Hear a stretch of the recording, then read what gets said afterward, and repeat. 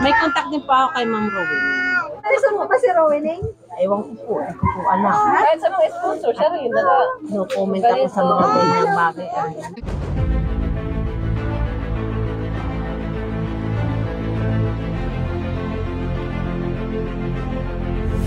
Ayun, shoutout guys. Muli, welcome to my YouTube channel. Ito po si Kuya Julay, ang inyong katugang, ang inyong kalingap. Na muling babati po sa inyo ng magandang araw, magandang gabi, sa ang sulok man po tayo ng mundo naroon. At sa araw na ito, meron po tayong panibagong vlog. Pag-uusapan ho natin yung pagdalaw po ni na Kuya Bal Santos Matubang kay Reyna, mga kabayan natin. Na kung saan, alam na ho natin yung update kay Reyna. Ano nga ba ang nangyayari sa kanya?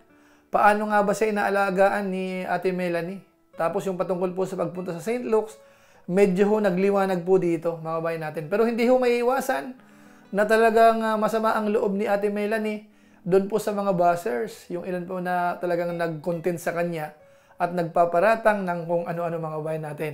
At sa pagkakataong ito, tingnan ho natin kung gaano magaling si Kuya Bal Santos Matubang na kausapin si Melanie para hindi ho masyadong masyadong uminit ang usapan. At sa bandang huli, mukhang nagkakasundo-sundo po. Pero bago po yun, konting paalala po si Kuya Julay. Baka sakaling meron pa po ditong hindi nakasubscribe sa ating YouTube channel, huwag nating kalimutan. Julay Paunil. Tapos pakipindot lang po yung notification bell button para lagi po tayong updated sa aking mga video upload. So maraming salamat po sa inyo. Tapos meron po tayong Facebook page, Julay Paunil 2.0. Pwede po nating i-follow, pwede pong i-like at saka po i-share yung mga upload po natin dyan kung okay lang po sa inyo. Tapos syempre po, sina Kuya Bal Santos Matubang, sina Kalingap Rab, at Edna Vlogs Ruel o Malalag, mga kasamahan po nating reactors, mga kasamahan nating Kalingap Charity Vloggers, K-Boys, at saka lahat ng katukatuwang ho, ni na Kuya Bal Santos Matubang at saka po ni na Kalingap Rab, suportahan din po natin. So maraming salamat po sa inyong lahat. Ngayon, tuloy na po tayo. Pag-usapan na po natin, ito pong patungkol po kay Reyna, mga kabayan natin, na kung saan, noong mga nakaraan, nalaman ho natin na talagang tuluyan na po nagpaalam at isinuli na ho ni na Kuya Bal Santos Matubang, ni na Kalingap Rab si Reyna doon sa kanyang nanay. Kaso nga lang ho, pagkalipas ho ng mga ilang araw, marami ho tayong napapanood, mga gumagawa ho ng reaction video. Yung ilan po, hindi ho part ng Kalingap, pero masyadong updated po sa nangyayari po kay Reyna. Tapos yung mga ilan naman po sa mga kasamahan natin, mga Kalingap reactors, hindi rin po talaga maiwasang hindi ho sumagot, mga kabayan natin. At kahit po sina Kuya Bal Santos Matubang, talagang nababanggit din po yung patungkol kay Reyna. So sa pagkakataong ito, i-share po natin yung ilan po sa eksena nung dinalaw po ni na Kuya Bal Santos Matubang si Reyna. At least dito ho, meron po tayong update. Ano nga ba ang ginagawa ng kanyang nanay? Medyo ho ba napapabayaan si Reyna or medyo naasikaso naman ho? Pero bago po natin puntahan yun, unahin po muna natin yung si Tatay Nestor, dahil alam naman po natin ng mga unang vlog kay Reyna, siya po ang madalas po nating nakikita or napapanood. So sa pagkakataong ito ho, dinaanan ho sa ni Kuya Bal Santos Matubang. Ito po yun. Ay, kumusta ka na? Ano kami, madaan na kami, madalaw. Di ba napuntahan doon? Di pa po ako nakakapunta doon, buat ng puwan. Di pa ako nadala, puro trabaho. Maganda nga niya, tag-alaga yung mama niya na. Gusto makita? Ay, mapunta rin po ako. Doon galing nadating pa lang po ako galing sa nagkapalong pa po ako. Pupunta kami doon. Dulamin lang namin. Tayo ngayon doon? Ngayon pa lang, pupunta pa lang. Kumusta namin yung bata kung... mapunta po kayo ngayon. Pwede po kung makasama ka. Sige po, usama tayo para at least isang nakaran lang. Kayo bagang nagpalaki niyan. Ang ganda ito at madalaw natin si Melanie. Kasi Reyna. So yan po, nakita po natin si Tatay Nestor. Mukhang okay naman po siya, no? Sa tingin ko, mukhang hindi naman ho siya naghahabol kay Reyna. Sa pakiramdam ko ho, parang okay lang sa kanya na yung nanay ang nag-aasikaso kay Reyna. Pero sa pagkakataong ito, nakita natin yung parang natuwa rin po siya. Dahil si Reyna ho ay talagang makikita niya. O kaya nakita niya po dito sa episode po na ito. So ngayon parang hindi na magtagal, puntahan na po natin sina Kuya Bal Santos Matubang nung dumating po doon sa bahay nung nanay ni Reyna o kaya ni Ate Melanie. Ito yung mga ilan sa mga eksena. Nadaming ko rin ay. Ito si Kuya Mel, kung ano rin sinasabi sa akin. Tapos si Kuya Bal. Isa rin niya, kaya hindi na ako nanonood ng mga sa YouTube na yan. Hindi na ako nanonood at nabibisit ako sa mga nagko-comment. Ayan, mukhang pera yan si Milan eh. Kaya gayaan, kinuha si Rina at mukhang pera yan. Ako sila. Kuha siya ng pera. Demonyado, kaya wag sila akong sabihan na mukhang pera ako. Kung mukhang pera ako noon ko pa kinuha ang pera niya ni Rina. Umpisa pa lang, nangialam na ako. Pero hindi nga ako napunta kay Rina tayo ko ng ganyang vlog na pinapakita sa video gayang gayaan. Bakit nga sobrang gulo ngayon? Ang dami. Ay, ewan ko. Hindi ko alam. Kaya Mahilig pa lang ako nag-ano. Hindi nga na ako nagpo-comment na tayaw ko ng ganyan. Ay, hindi bang kalingap yung mga Hindi nagko-content man sa'yo? kalingap Yun nga po, sabi ko. Hindi kalingap yung mga nagko-content Meron kay daw Rina. kung ano, nababasa ko doon sa Facebook. So ayan po, doon pa lang po sa bungad, talagang naglabas ho ng saloobin po si Ate Melanie. Kahit po kay Kuya Val Santos Matubang, kay Kuya Mel, tapos doon pa po sa iba, talagang medyo ho medyo masama po ang loob ni ni Ate Melanie dahil siya raw po ay nagkakaroon ng maraming buzzers, mga kababayan po natin. Pero bago po natin ituloy po, yung ilan po sa mga eksena patungkol po dyan, pati po yung parang confrontation po ni Ate Roda kay Ate Melanie, patungkol po kay Rowena, puntahan po muna natin yung medyo good vibes po, na kung saan ito po si Reyna, ano ho ang update sa kanya. Ito po yun. Ano anak? Tapos nag-aambon. Nag-aambon. Basa pa yata yung pinila. Nag-aambon. Nag-aambon daw. Paano ka, Marices?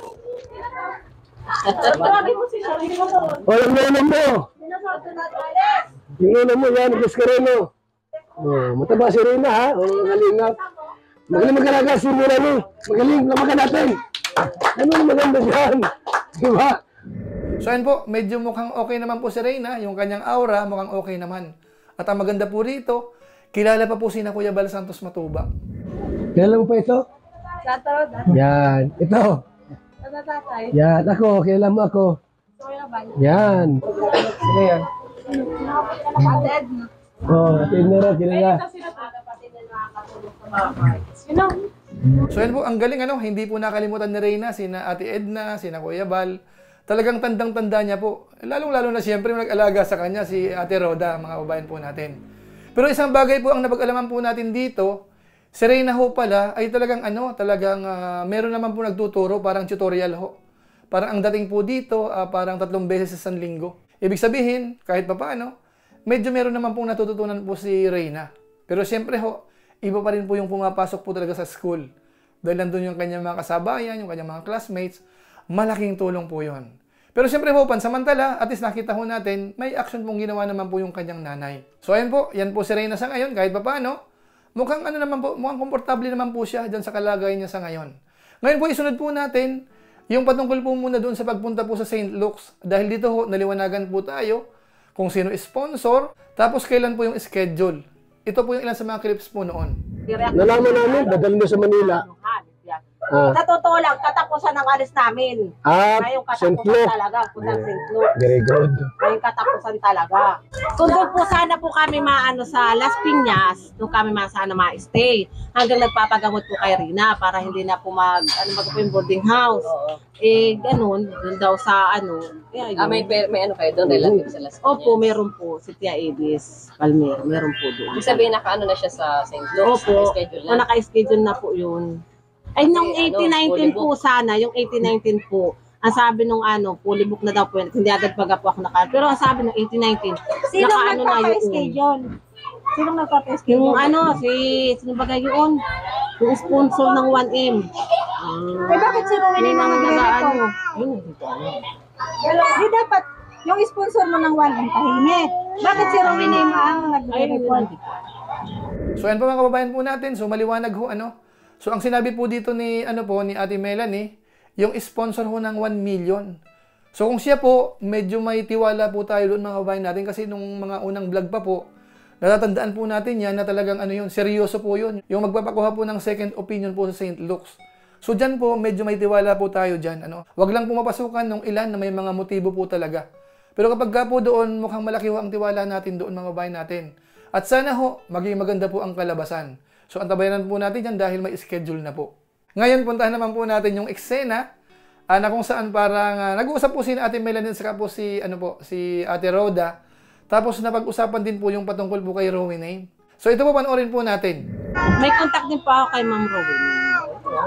May contact din po ako kay Ma'am Rowena. Ilang araw pa lang yata ako yung si Mang Ruwinin. Bakit kasi laging ang dami? Nakikialam si Rowena sa mga ano, di man siya sponsor. Bakit ang dami laging ano ni Rowena?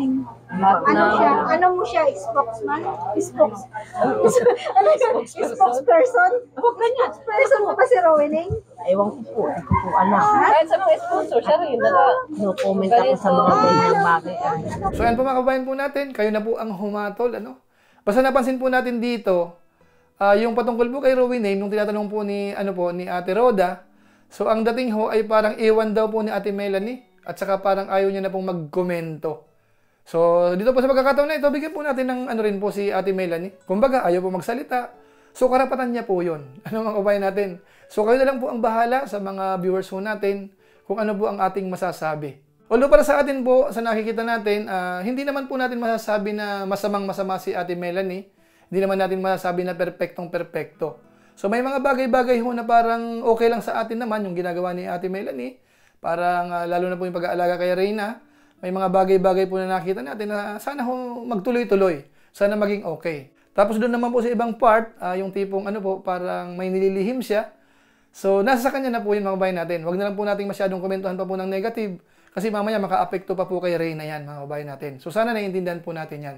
So ngayon pupuntahan naman po natin uli kung paano naman po nakisama si Melanie na Kuya Bal Santos Matubang kina Kuya Mel. Dahil nga po talaga nung dumating po sila, talagang nanunumbat po si Ate Melanie. Pero dito po, medyo nagawa ng paraan naman po ni Kuya Bal Santos Matubang yung kanilang pag-uusap. Mukhang nagkakabiruan na ho. Ito po yun. Story mo lang, vlog ko lang, walang iba. Ewan daw, isa ka pa Kuya Bal. Medyo mahal na mahal kita sa vlog ko. Isa ka pa. Pagkatapos sabihin sa akin, may panana ikaw na po mag-alaga. Ikaw dapat mag-alaga sa anak mo. Pagkatapos, kung ano sinabi na sa akin ni Kuya Bal, daming comment na. Paano po kaya kinuhayan si Reyna Mara? Mukhang pera po yan. Wala si Kuya sinabing ganyan. Ganyan, gusto ko alam ko ito. Sa mga comment nga. Wala sinabi si Sa Kuya. mga comment nga. Hindi si Kuya Mga comment. Ako yun. Kaya sabi ko, hindi mo yung hayop talaga ako yan. Sabi ko. Pag mahal mo yung anak, mahal mo yung ina. Pagkatapos ko kuhain, Store. kung nakaka ako, na-extra sa Hindi ko mag-alaga sa anak ko para... Kaya po kinuha si Reyna at mukhang pera po yan si Melanie. Pera lang po ang habol niya kay Reyna. Sino pinto noon? Mga komento lang. Mga comment.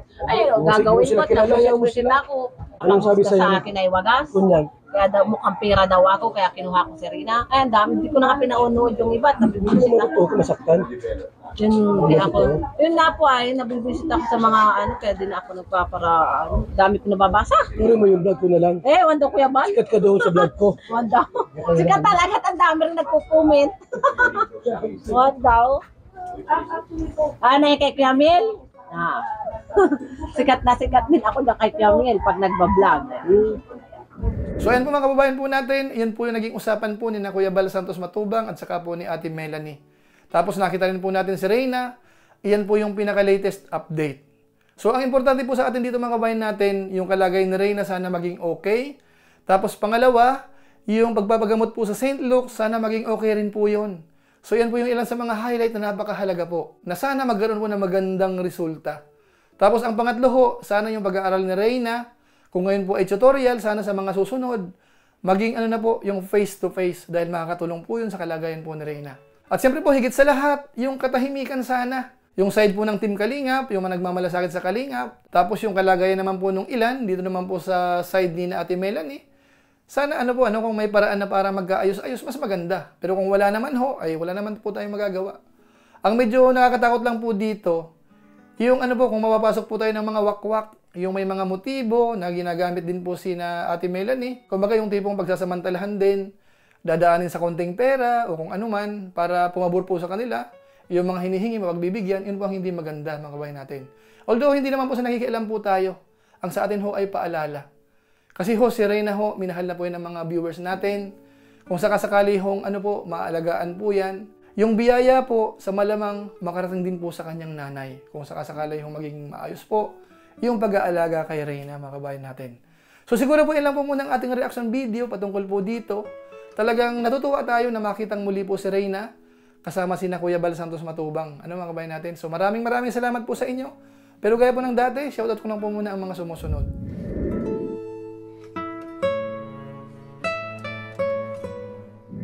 Tapos maraming salamat din po sa aking mga kasaman sa Koos, Kalingap OFW Organic Sponsors, sa inyo pong patuloy na pagsuporta po sa mga babahay program ni na Kuya Bal Santos Matubang at saka po ni Kalingap Rob. At paminsan-minsan, may mga special po tayong tinutulungan, nakasuporta po kayo. So maraming salamat po sa inyong lahat. Tapos nga pala sa ating mga followers, sa ating Facebook page, subscribers sa ating YouTube channel, masipag pong manood sa ating mga video upload, pati po yung live streaming po natin, sinusuportahan po ninyo. Maraming salamat po. Lalong-lalo na po yung mga hindi po nag-skip ng ads, masipag mag-like at saka po nag-share ng ating mga videos. So maraming salamat po sa inyo. So muli, ito po si Kuya Julay, ang inyong katugang, ang inyong kalingap, na pansamantalang nagpapaalam po muna. Kita-kita ulit tayo sa mga susunod ko pang vlog. Maraming salamat sa inyong walang sabang pagsusuporta po sa ating YouTube channel. Pagpalain nawa kayo ng Diyos, mabuhay tayong lahat. God bless. Bye-bye!